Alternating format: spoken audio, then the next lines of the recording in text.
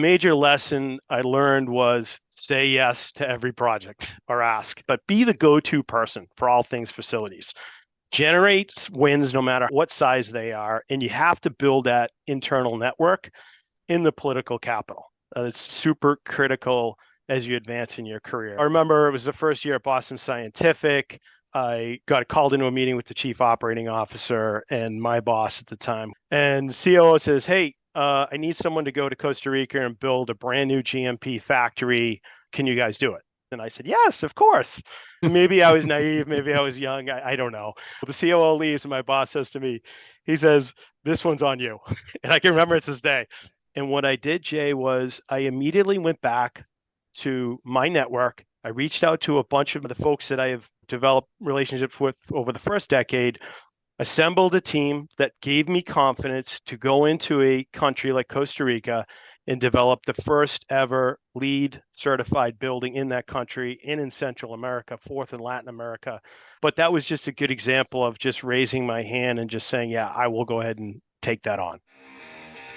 This is Facility Rockstars, the podcast that celebrates the unsung heroes of our daily lives, facility professionals.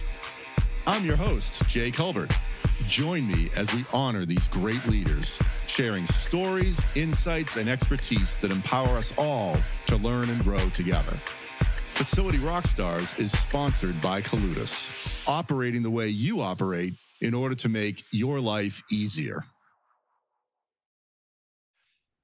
Welcome back to Facility Rockstars. I'm your host, Jay Culbert. I cannot wait to get into it with today's guest. He's a real estate facilities EH&S professional with 30 years of experience. He and his team support 160 locations globally, totaling 11 million square feet for one of the largest med tech companies in the world. He is well-versed in all facets of global infrastructure management, inclusive of optimizing real estate efficiency, facility master planning, green design and construction, facility management excellence, occupational health wellness, safety, and aviation. His team's contributions to facilities play a critical role in enabling the company's mission while minimizing impacts to the environment, maintaining impressive safety standards, and maximizing shareholder value. He is the Vice President of Global Real Estate, Facilities Operations, Environment, Health, Safety, and Aviation at Boston Scientific, Paul Donhauser. Welcome to the show. Thanks, Jay. What an opening. Excited to be here. Glad to have you, man. Thank you for investing your time with us today, Paul. You bet. You bet. So with all of that stated, I have to ask you, Paul, over the past few decades, what has been your biggest lesson learned or lessons learned? Yeah, great question. 30 years seems like yesterday. I graduated Maritime. So maybe what I'll do just to help break this apart a little bit, because I'm learning lessons with my broad of scope. I'm learning lessons every day. So maybe try to knit together a few themes over the 30 years that I've been practicing. So really three major chapters. So roughly a decade each. And there's a lesson learned from each one. In the first decade, I learned it was really essential to develop my external network, learn critical skills, and gain material experiences, material to facilities, of course, and just unpack that a little bit. Simple things like attending ISPE, AFE, Cornet, ASHRAE, all the acronyms, going to networking events, fundraisers. With the onset of ESG, they're just limitless. Developing critical relationships. So with manufacturers of equipment, operation maintenance vendors, consultants like architects and engineers, main contractors, general contractors, subcontractors, and learning the fundamentals of building, design, construction, and commissioning. When I came out of Mass Maritime, it really was about marine engineering, working on ships. And when I transitioned to facilities and I walked in a facility, I was quite honestly overwhelmed and a bit intimidated. So I really felt like it was important to try to understand a little bit more about how things operated, how they were designed, and how they were built. And I happen to have an undergrad degree, but I would say complementing that degree with certifications, and there's, again, acronyms, right? Like CEM, CFM, CPMM, or going for your master's in facilities, super critical. And that's actually how it played out for me. So as a design engineer for 3 years, worked for a construction management company for a couple of years, and then went on to be a commissioning agent. I was relentless in the first decade of my career, going to Schneider Academy to learn building controls, how to select, install, run computerized maintenance management systems. Went and got my, acronyms, my CEM and CPMM, and then capped off my first decade with a master's in facilities management. So, first big lesson was all about getting those critical skills, building that network, and gaining those experiences. Really, Awesome. the second decade, which coincided with my start at Boston Scientific, the major lesson I learned was say yes to every project or ask. And I know that seems a bit generic, so I'll go into it a little bit, but be the go-to person for all things facilities. Generate wins no matter what size they are, and you have to build that internal network in the political capital. It's super critical as you advance in your career. And I'll give you just a funny story. So I remember it was the first year at Boston Scientific. I got called into a meeting with the chief operating officer and my boss at the time, who had reported into the COO. And the COO says, "Hey, I need someone to go to Costa Rica and build a brand new GMP factory. Can you guys do it?" And my boss, direct boss, paused, and I said, "Yes, of course." Maybe I was naive, maybe I was young, I don't know. But the COO leaves, and my boss says to me, he says, "This one's on you," and I can remember it to this day. And so then I went back to my office, and I was actually a little bit shell shocked, and then I snapped out of it. And what I did, Jay, was I immediately went back to my network. I reached out to a bunch of the folks that I have, developed relationships with over the first decade, assembled a team that gave me confidence to go into a country like Costa Rica and develop the first ever LEED certified building in that country and in Central America, fourth in Latin America. Did we have issues? Did we have bumps, hiccups? Yeah, of course. That's how you learn. But that was just a good example of just raising my hand and just saying, yeah, I will go ahead and take that on. What an And accomplishment. yeah, and I have many of those stories, but we'll save those for another day. But the political capital I created in the first 10 years of Boston Sci, I am still cashing in on right now. And the leaders, the managers at the time that I was solving problems for, are now leaders in the organization. So there's just great relationships there, and just things that make decisions and priorities and all those kinds of things just more efficient, and getting things done faster. And then just to bring it home, over the last decade of my career, I realized the importance of organizational development, succession, creating an individual agnostic legacy, so that when I step Mm. out the door, there are things in place that can continue running, based on all of the creations to date. And maybe just another story on that. It was like 7 or 8 years ago, when Boston Scientific was going through this huge phase of making sure that we have succession for all of our leadership teams. And I was just having a good chat with my boss, and he was like, "Hey, Paul, you know, everyone goes to you for facilities problems or real estate or construction.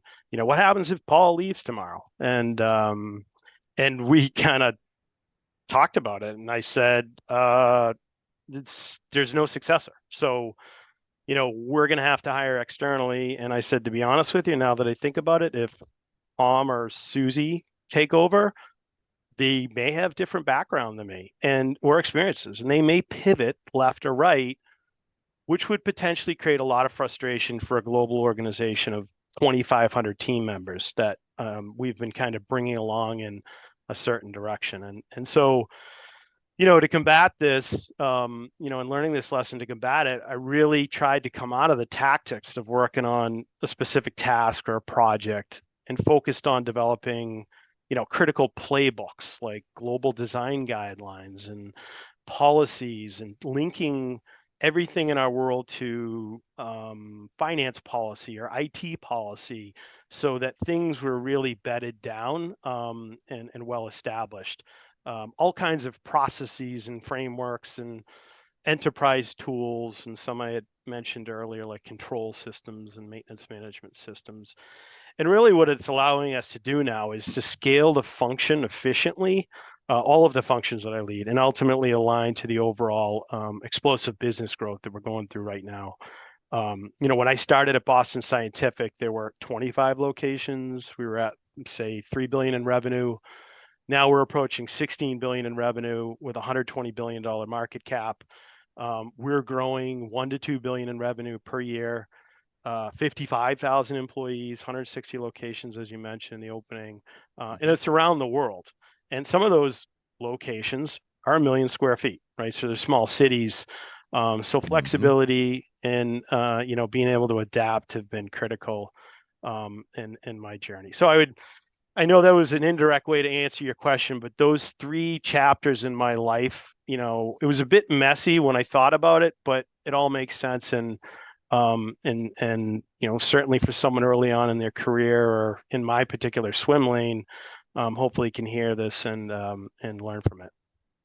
It makes a ton of sense. It's very impressive, Paul. And if I could, for the audience's benefit, really tell me if I heard you correctly. In the first chapter, if you will, the first decade, you're building the building blocks, the network, the skills, right, to do the work, and then be the go-to person in the second phase of your career, or the second decade. Be the problem solver, the person that people come to.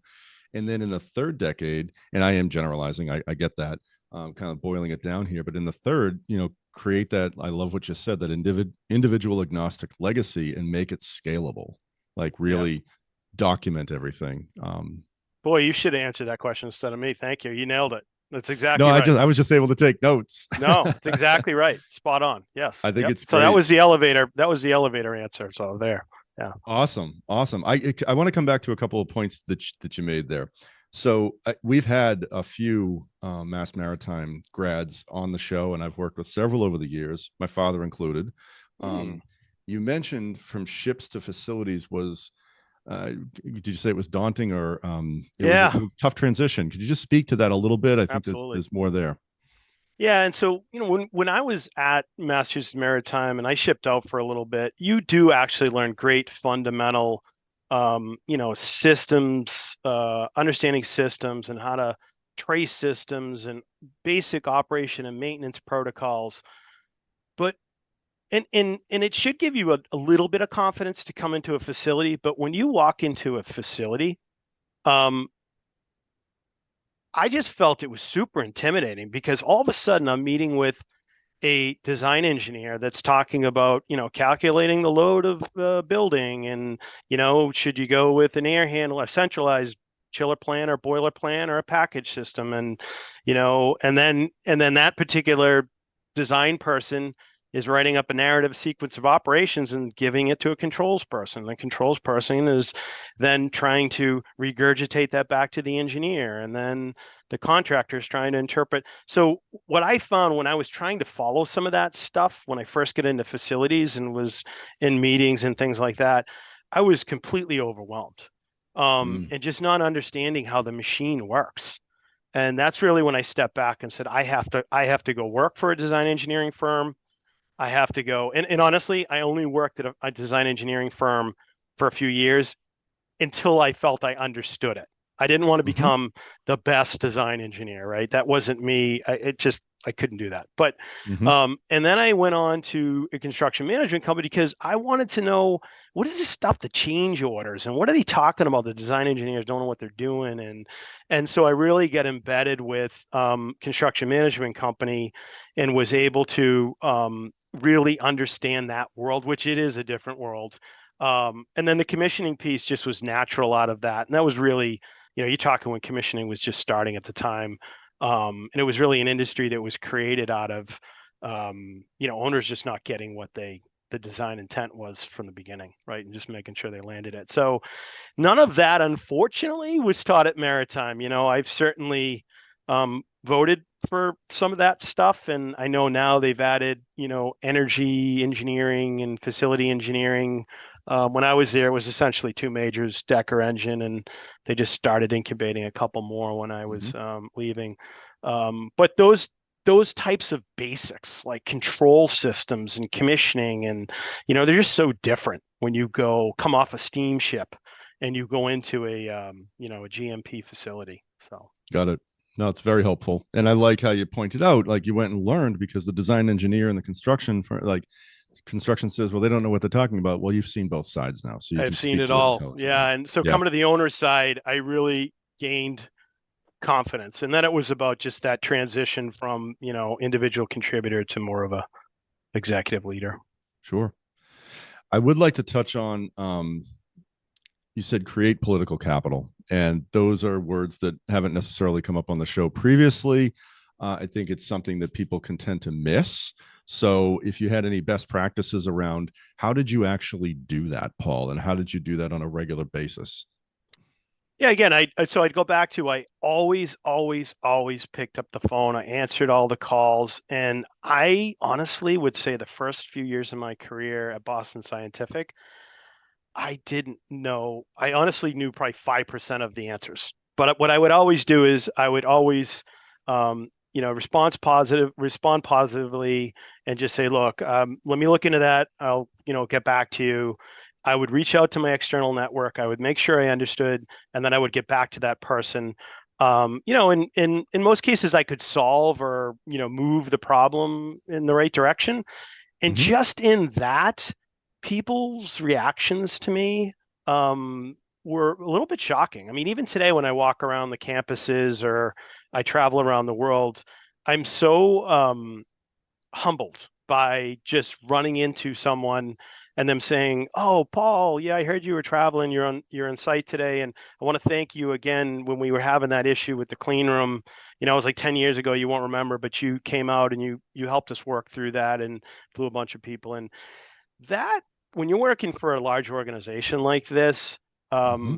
having the data to go deal with a problem and sit in a presentation with a PowerPoint, it doesn't always yield the best outcomes. A lot of the Right. problems that or the big decisions are solved way before we get into that fancy meeting.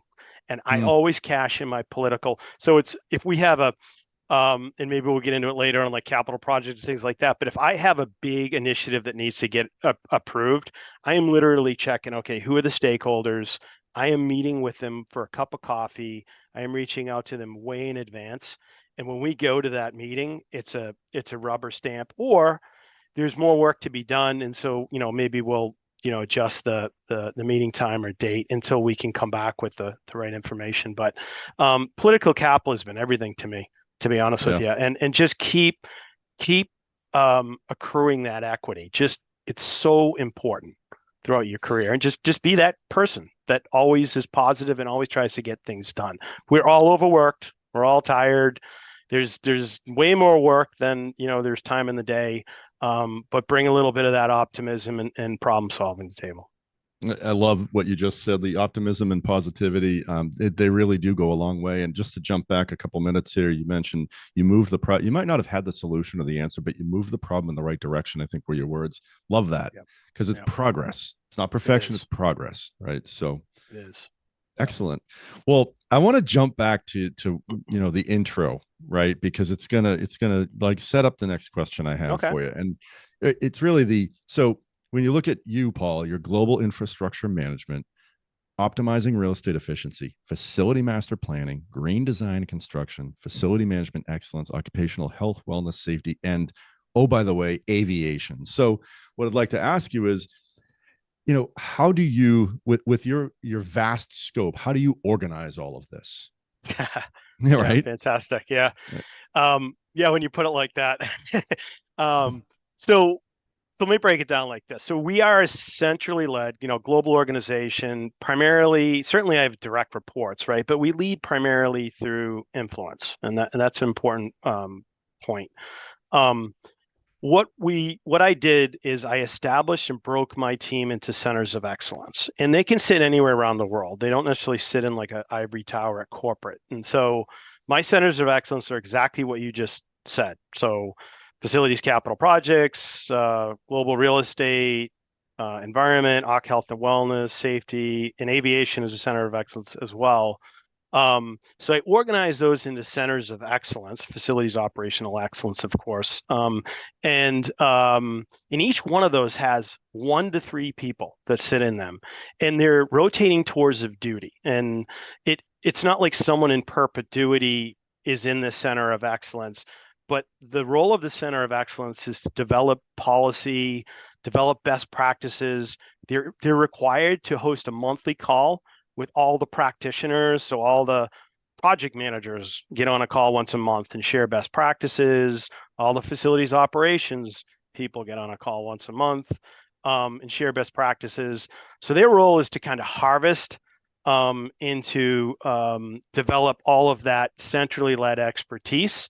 And the beauty of my world, Jay, about bringing all that together, there's no infighting.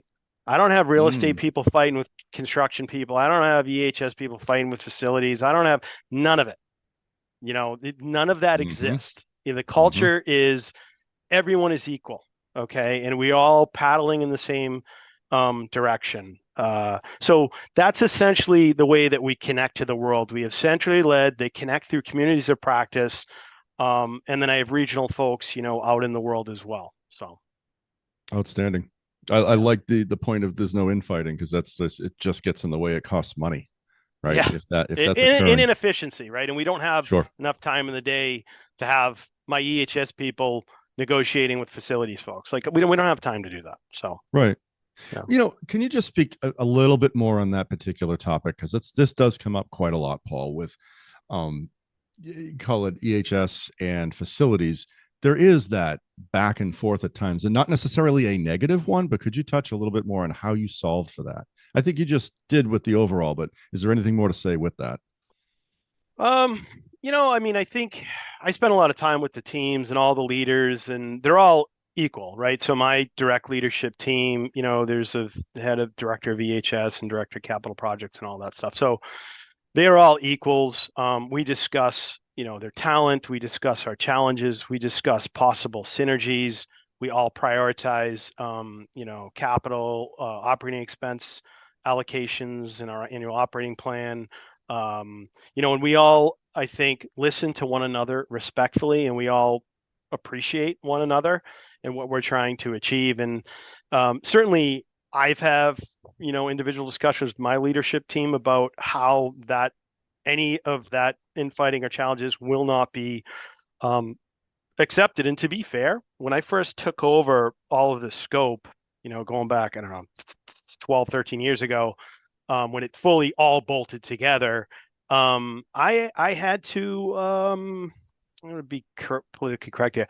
I had to move some people out of the organization.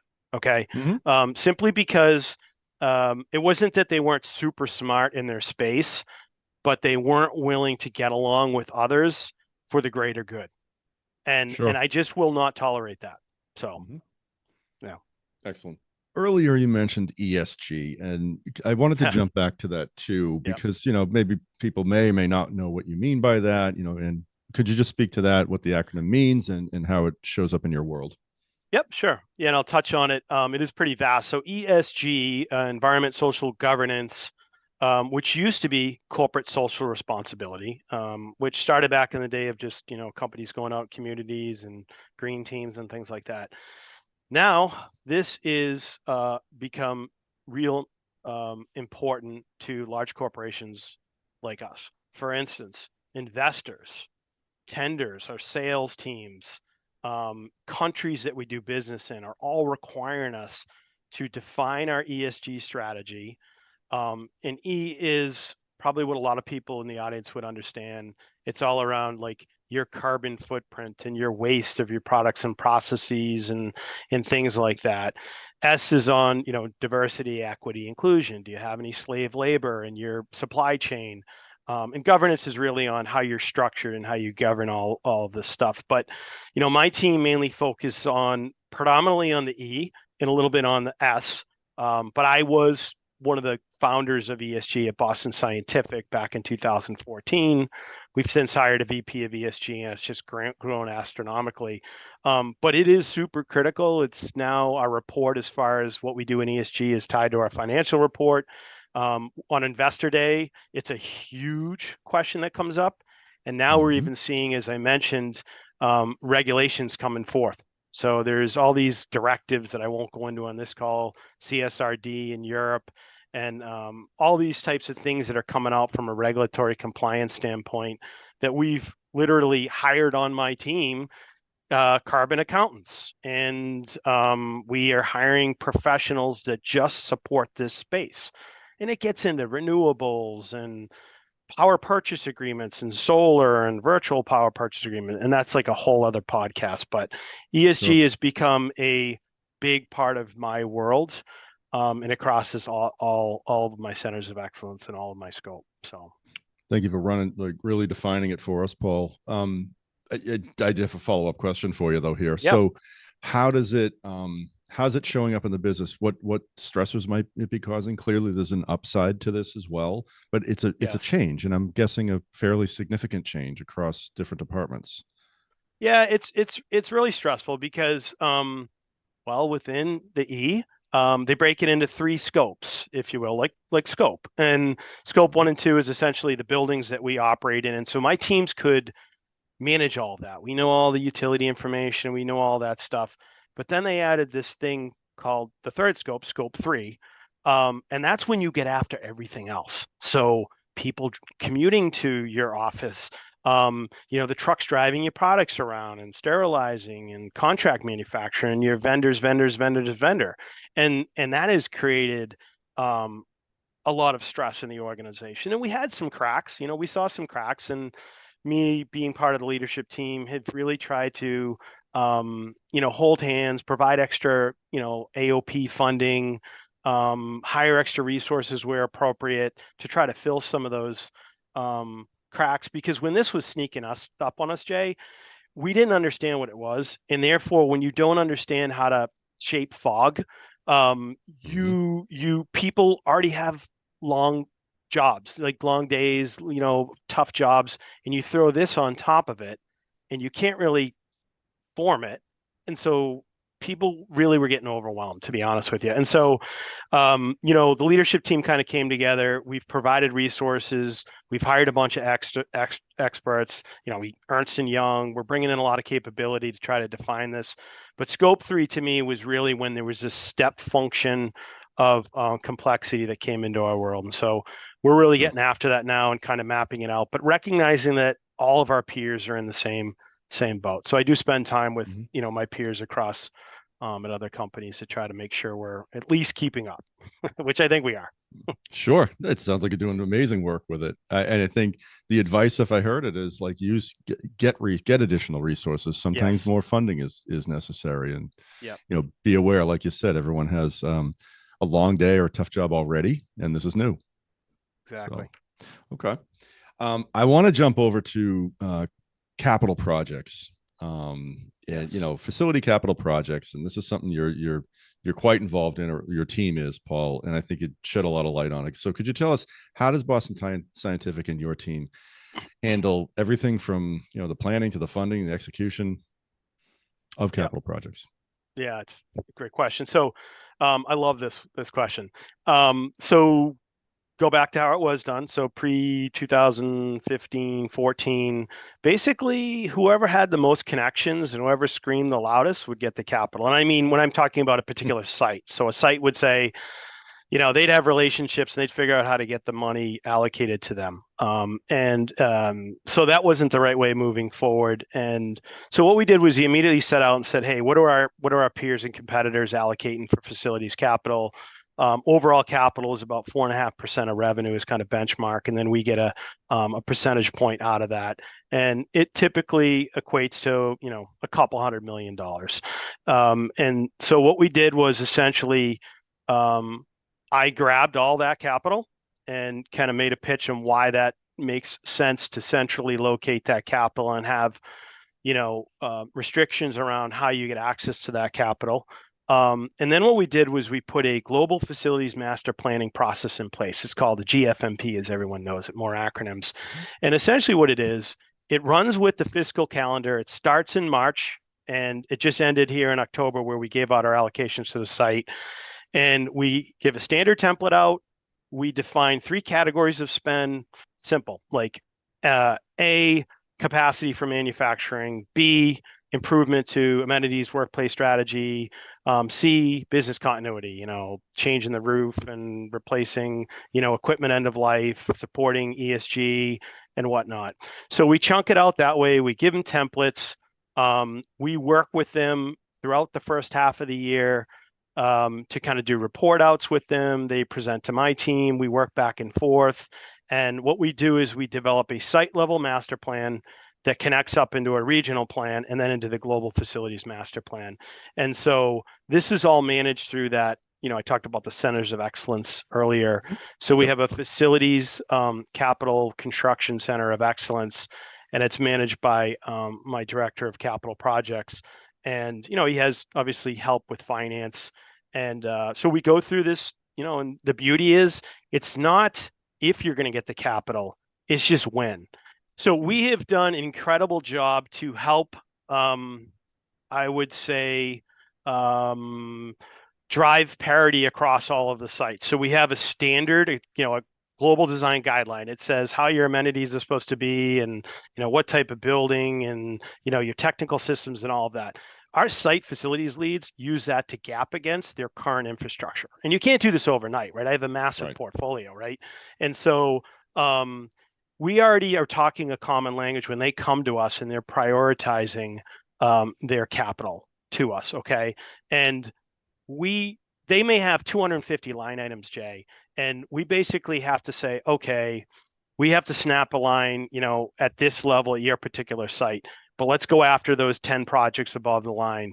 And then those projects get funded, and then that line now moves down. Now, certainly there's some walk-on, projects that may come out through the year on replacement equipment and things like that, but we do get to those projects. We purposely created those 3 categories of spend for our facilities, not as priorities. Certainly the company does need capacity to build widgets and clean rooms and stuff like that, but we do not consider that a higher priority over improving the work environment for attraction, retention of talent. It just happens to be, my role is to align the strategy to what the overall company strategy at the C-suite is, and to make sure that we're constantly funding each category. The ratios might be slightly different depending on the strategy of the company in any given year. And so that plays out in a site has a master plan. So they funded 10 projects. We go through that iteration as a big presentation where we all go through. We figure out how much capital, and capital is a function of cash flow. So it's like, for the CFO, I think it's like capital, working capital, inventory, treasury, and they basically say, okay, Paul, you can have 250 million this year. And so that's kind of where we start snapping lines. And then we just went out to all the sites and gave them their capital allocation for 2025. And purposefully, Jay, I get it done in the beginning of October because I've lived that world, and you need a couple months to set up, approval, the formal approval recs, and to get things tendered per sourcing strategies, and then to be shovel ready for January. I can't come to them in January and go, here you go, and then they can't get started until March or April. So the GFMP is a critical process to prioritize our facilities capital, and it's just been super popular. The sites love it. They know their voices are heard, whether they're a little site or a big site. And then the CFO loves it because he's like, whoa, Paul, financials, we got to hit our, numbers. Can you hold back 10 million in Q4? Or this year, we're looking really good. So it was like, hey, Paul, can you go spend an extra 20 million and pull some pressure off of 25? So it allows me to be super efficient in this space. It sounds like you have it so dialed in too that when a request does come like that, you're able to pivot and adapt. I wouldn't say easily, but very intentionally. It sounds. Yes. Yeah. And there are some walk-ons, Jay. So we grow through a third of our growth is through acquisitions. We're buying a couple companies a year, and I will know things that maybe a site won't. So I'll say to them, hey, keep 10,000 square feet open, or think about making this kind of expansion. And so I really work good with the teams, and they don't ask questions. They say, okay, what kind of infrastructure is it, Paul? And I work through that, and I say, put a placeholder of X. And the center of excellence on capital projects. I mean, right now, Jay, we have 62 projects, 1.1 billion in construction right now globally. So my team has, they have, cost estimators. They have incredible benchmarking, and 20 years of data from projects, around the globe. So team works really hard to make sure that the numbers, the budgets, and schedules are reasonable. So. Hmm. Well, you certainly just gave us, I don't know what that was, 5 minute mini masterclass on capital projects. That was awesome, right? That's Yeah, great. yeah. So Each here one we, of those centers has something similar, by the way. So they're all impressive, and it's my team, to be honest with you. that's great. That's it. Would there, so say let's in theory say we have a facility director who's listening in right now. Is there any other piece of advice you would give that person if they're struggling with this process? Yeah. So Right. what I would do is absolutely get a facility site master plan together that's coherent and not like massive and subjective. Really put together the data and break it into those categories. I mean, why not? If it's manufacturing or lab, or if it's just office, amenities and capacity, seating capacity based on growth. Find out what the business and constituent that you support, what their growth plans are. Really tick and tie it. Let the business drive the decision, the value proposition, and you kind of fill in the blanks. And and use my categories if you want, right? And to me, category C, corrective maintenance off the charts on an air handler, put together a value proposition. Boom, you're going to lower the company's cost basis. So I would say get your own house in order if you're director of one site or two sites or three sites, but put together a really nice master plan, and so that when you are called upon, or when you do have that window, you can present your case. And it can't always be complaining, I don't have money, I don't have, really try to get yourself organized. Great advice, Paul. Great Yep. advice. The something that we've discussed previously, and I have to ask you because it's so rare. Yep. I don't think we've talked about pilots and jets on the show yet, but if I recall correctly, I think you said you have 8 pilots and 2 jets. Is that accurate? Yeah. Yeah, I absolutely. mean, Yeah. So yeah, we're over at Hanscom, and it's our corporate jet fleet. We have a flight controller. We have our own maintenance mechanics and teams. We have two Bombardier Challengers. Super, very interesting team to work with. Captains and pilots. But so a center of excellence, super critical in our mission. And I'll give you just two bits on that. We are constantly trying to get leadership teams, executives. We have 7 business units. So, the head of each business unit, and they're all multi-billion-dollar business units, but getting them to new customers, getting them to, with our customers are doctors and physicians and hospitals, right? Our mhm. products improve and save patient lives around the world. And so just getting them out there and making the most of their time. Their time is super important.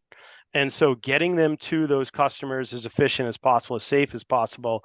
But then we do softer things. When we have open legs, we're working on ESG stuff. So, we're bringing in the Girl Scouts, showing off our female pilot. And if you want to be a female pilot, girls, here's the person to talk to. And we're flying vets around and, doing wounded warrior stuff. When we had hurricane, in Puerto Rico at one of our sites, we were using the jet to transport generators and water. And so my team is constantly trying to figure out how they fit into the bigger picture, but they sit and drive the value proposition, but they sit side by side with real estate, facilities, EHS, and all of them. And they all play really nice together. Yeah. Oh, it sounds it. I love the way you're utilizing the fleet too, like you said, for all Uh, the other purposes other than just getting the business done. So yes. that's Yep. fantastic. I have to hit you with this question. So, Paul, you sitting here today, all of this has been accomplished. What advice would you give your 20-year-old self? It's not going to make sense. Meaning, this is what I'm telling myself. It's not going to make sense And don't take yourself as serious as you used to. Don't overthink and challenge the path that you're moving in. Just embrace it and probably enjoy it a little bit more. I enjoy my job today, but it's because of all of that kind of work and where I sit today, as far as being able to, remove roadblocks and develop people and succession and all those great things. So I would just say, don't take yourself as serious. Enjoy the ride a little bit more, and don't always, overthink things and question. I was confused back then, Jay, about why am I doing design? Why am I doing construction? Why am I, but when I look back at it, I'm like, wow, I can't imagine if I didn't do that. Great advice. Yeah. Great advice. Yeah. So, all right. So now we've learned a ton from you. I have to ask you about something that hit my radar. We've talked about some of your hobbies: scuba diving, hunting, skiing, boating, but craft beer. Tell me about this. Do you like to drink it? Do you like, what does that mean? Oh, my wife would love the answer to this. It's right now, I can just picture her grimacing, but I've diversified into mutual funds and do everything that you're supposed to do as investing and all that. And I was trying to think about, post Boston Sci. And so I get into craft beer and started a brewery up on the North Shore, in Peabody back in 2018. And it was so incredible. I was trying to bring a little bit of Europe. So my dad's born in Germany. So son of an immigrant, trying to bring a little bit of that experience, that pub experience, here to the North Shore. And then, of course, the craft beer industry exploded. We got acquired by Ipswich Ale. But now I'm working on kind of the next phase of that, which is, I just purchased a little farm up in Topsfield, Alfalfa Farm, and we're working on putting a brewery, distillery, and a winery there. There's a little vineyard there. So I'd say this is like a side project, but it gets after all the things that I do, like engineering and all of that, but love for the environment, as well as just socialization, right? I can only hang out with so many engineers and architects, and pull my hair out. But so, yeah, that's it. That's fantastic. Wow. Yeah. And now you said a farm in Topsfield? Yeah. Alfalfa Farm, the Twin Towers, if you go up 95. Yes. Yeah, it's got a little. It says there's a winery there. Is that right? Yeah, there's a winery there today, and there's it's one of the oldest historic New England farms. It was going up for sale.